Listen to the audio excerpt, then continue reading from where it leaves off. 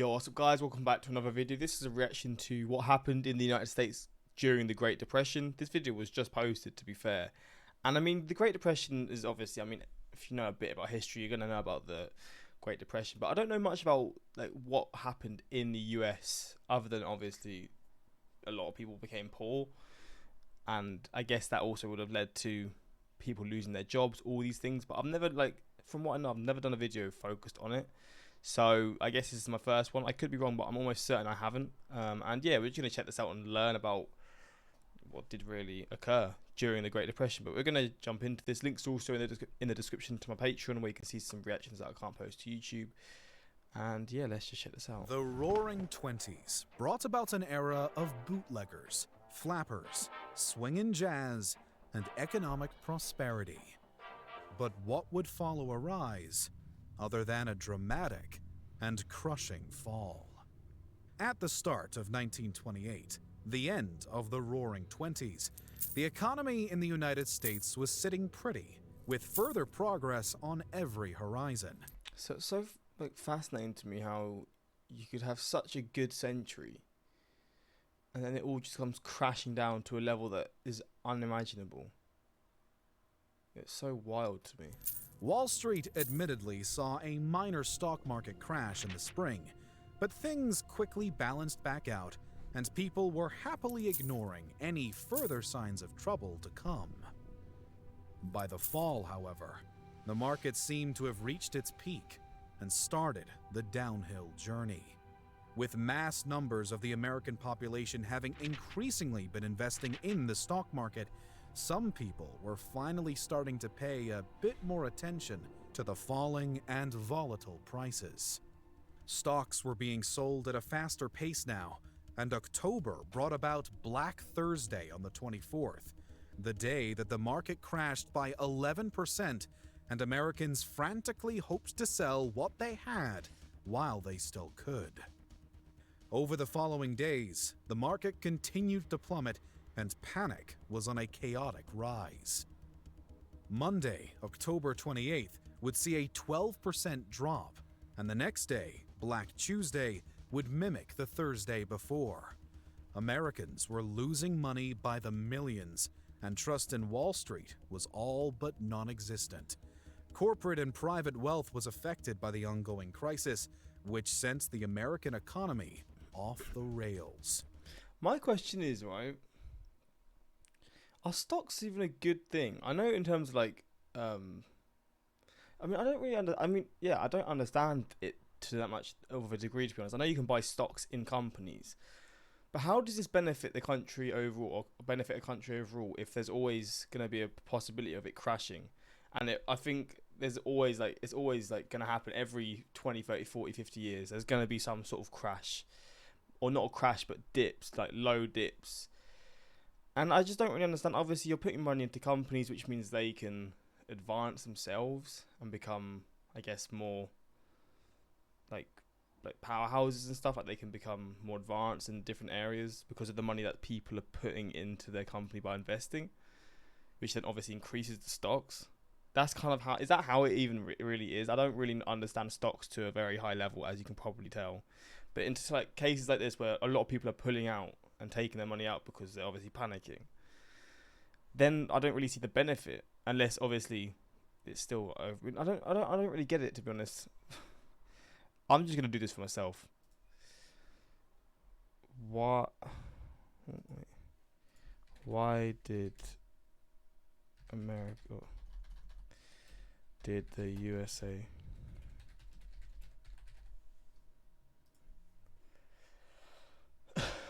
The New York Stock Exchange traces to 1792, not 1972, as a response to the first financial panic in the young nation. It set rules for how stocks could be traded.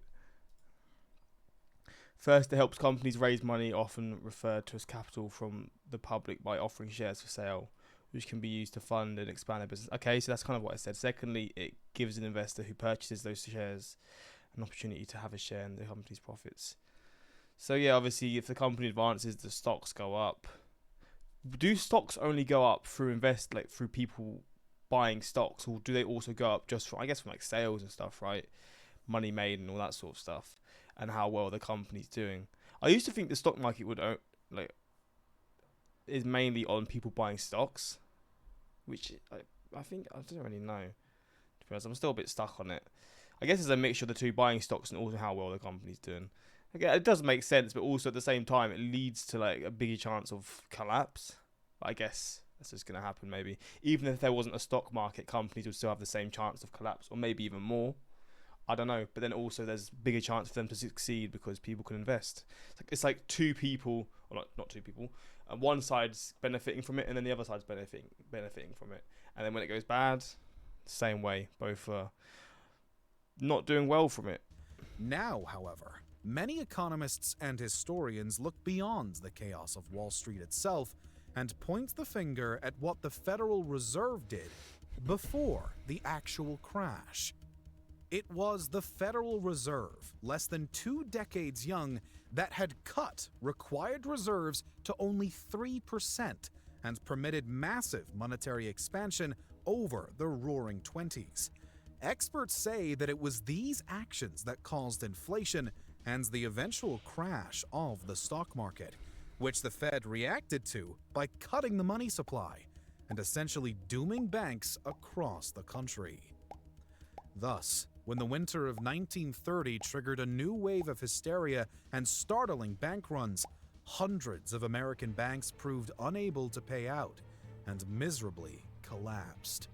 The U.S. government was hesitant to react, as President Herbert Hoover believed in minimal government intervention and felt that the situation could resolve itself. Oof. This stance would hold until the following year, but Congress had other plans.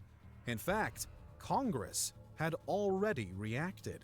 On June 17th, the Smoot-Hawley Tariff Act had been passed with the goal of protecting the United States economy by imposing colossal duties on over 800 foreign products. This decision by Congress would prove to be one of the most catastrophic attempts at stunting the Depression, and quite frankly, only accelerated it. Dozens of countries already affected by the consequences of America's economic collapse seeping out from its own borders chose to retaliate, working with the American tariffs to effectively slash foreign imports and exports in the United States. As the Depression was only worsening now, Herbert Hoover finally chose to react, seeing A bit late, but better late than never, I guess. Although it would have been a lot more helpful if you just helped a bit before. that the situation wouldn't be turning itself around anytime soon. He couldn't have really changed anything though, right? I mean, maybe it would have helped, but was this just bound to happen anyway? Or is there an actual possibility that if he had like the government step in and help financially or whatever, it could have actually like from what we see in the history now, it would have changed all of that? I don't know, because I don't know how much they would have been able to help, but maybe it would have stopped it to some degree, but I'm assuming it would have still been a pretty bad crash and still somewhat as bad as it was. President Hoover subsequently made multiple decisions that he believed would put the economy on a better track, such as implementing increased taxes and increasing federal spending by nearly 50%. Do you know what's brutal, right? You've got people losing money and like their value of everything is going down. And now they've been given increased taxes. Like that's the sort of stuff that obviously even now you sort of face, right? But you got to just imagine how brutal that really is. You're losing all your money, you're losing all your value in whatever you have, and now you've got increased taxes. And there's like job losses everywhere. Like it's just, god damn, it's an absolute mess. Which also brought about the creation of the Reconstruction Finance Corporation. This being meant to provide loans to struggling banks. Hoover was hoping to give the economy a bit of a kickstart and the stability to keep prices high, which in turn would keep wages from dropping. But this meant little to the 15 million or so unemployed Americans and the growing thousands of closed banks across the country. People were growing hungry, homeless, and angry with their government's failures. It then comes as no surprise that when the next presidential election rolled around, a new face was elected to solve America's ballooning problem. In 1933, Franklin Delano Roosevelt won the presidential election in a landslide. Franklin Roosevelt, dubbed FDR, had run his campaign on promises to provide aid for the impoverished American people and find a new solution for the nation to crawl its way triumphantly out of the Great Depression. His inaugural address after the sweeping election victory would become widely remembered for his famous quote, "The only thing we have to fear is fear itself." And it was this attitude that would follow him throughout his efforts to recover the economy and public trust. I mean, you got to think, this has got to be one of the hardest or worst situations any president has become president, like, in the midst of. He's came during this is happening. Like, I mean, I can't really think of any comparisons, but this has got to be up there, or it is the worst sort of situation the president has become the president in, you know? FDR's Brutal. calm and in-control attitude would serve a much-needed purpose during a time of such panic, and he would utilize this fact through his live radio talks that would become known as his fireside chats. His goal with these talks was to keep the American public in the loop on everything that he and Congress were up to and how they planned to act. Particularly, there was an important focus on Roosevelt's New Deal. The New Deal was a string of domestic policies and programs with which the president promised to take a method and try it. If it fails, admit it frankly, and try another. Okay. It was a reassurance to the American people that something was going to be done, and things would keep being done until the problem was solved. But this required a drastic increase in government interference, which some today still view as problematic. Nevertheless, it was what FDR opted to do. In the initial period, deemed the first 100 days, Congress got to quick work passing new laws and programs, including the Federal Emergency Relief Act, the Agricultural Adjustment Act, the Securities and Exchange Commission, the Civilian Conservation Corps, and the National Recovery Act, amusingly shortened to the NRA. These actions were focused on boosting the economy by supporting programs for the poor, providing government subsidies to farmers as a way of increasing prices, regulating the stock market, providing more young workers with government jobs, and controlling prices, wages, and unions. These moves seemed promising, but they were only the start of FDR's ambitious plans. Later efforts in the second wave of the New Deal would include the Wagner Labor Relations Act, the Fair Labor Standards Act, the Work Progress Administration, and famously, the Social Security Act. With these acts mainly focused on getting the workforce back out there and protecting the employed, the Roosevelt administration was both pushing to a better economy whilst also aiding the American people in doing their part. Okay. The problem with this New Deal, however, was that the Supreme Court often opposed it.